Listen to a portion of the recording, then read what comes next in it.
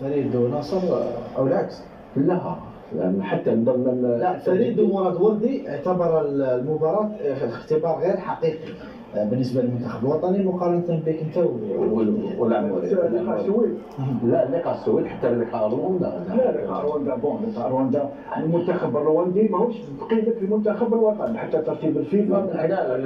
لا نقولوا اختبار لبعض اللاعبين ربما لاعبين بيتكوفيتش ربما. انا اتكلم على المنتخب بصفه عامه. اكيد لاعبين بين منتخب السويد ومنتخب رواندا. فريد في اخر 9 مباريات اي بعد الهزيمه امام غينيا هنا بالجزائر حقق بيتكوفيتش 8 انتصارات وتعادل وحيد، سجل عدد كبير من الاهداف، وصل الى 26 هدف وتلقى 5 اهداف فقط. الحصيله جد إيجابية جعلت من بيتكوفيتش يبحث فقط عن التهام الخصوم هنا في الجزائر وخارج الوطن دون الحديث عن طابع المباريات الصفوية المودية، في انتظار نبقى نقول أنه اختبار أصعب أمام السويد. ما رأيك في المواجهة المقبلة أمام رواندا؟ وفق منير وناصر هناك بعض التغييرات راح تمس التشكيلة الأساسية بنسبة 90%. ما الهدف من مثل هذه المواجهات فريد؟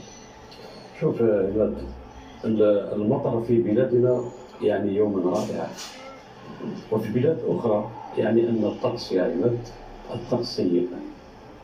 ما تراه أنت جميل يراه الآخر قبيحا. عود نفسك على الاختلاف يا عماد. لا يراه منير لا أراه أنا، والعكس. قد يرى منير بأن مباراة السويد اختبار حقيقي، وقد يرى مراد وردي وجديات العبودي وفريد المطاوي أن هذا اللقاء ليس اختبار حقيقي، ولكل تعليله. هذا بالنسبة الاختلاف رحمة. أكيد. نحن جرت العادة في البطولات الجزائرية أننا عندما نختلف وكأننا نتقاتل. أبدا يا عماد، عندما نختلف نرقي الحوار ونرقي النقاش ونعطي لهذا المشاهد رأيين مختلفين بتعبيرين مختلفين. هذا هو أصل النقاش يا عماد، وأصل الحديث في البطولات. أنا في كل فلاطون نحب الاختلاف. نحب ناصر بويش لما يكون مختلف مع فريد المطاوي في رأيين. بعض الأحيان نكونوا مختلفين في بعض الأحيان نكونوا مختلفين،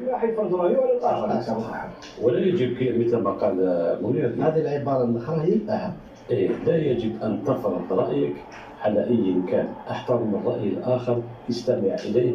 الصمت حكمة. عندما يتحدث منير عليك أن تصمت وتسمع وتنصت لما يقول، لأنه في ربما في جملتين سوف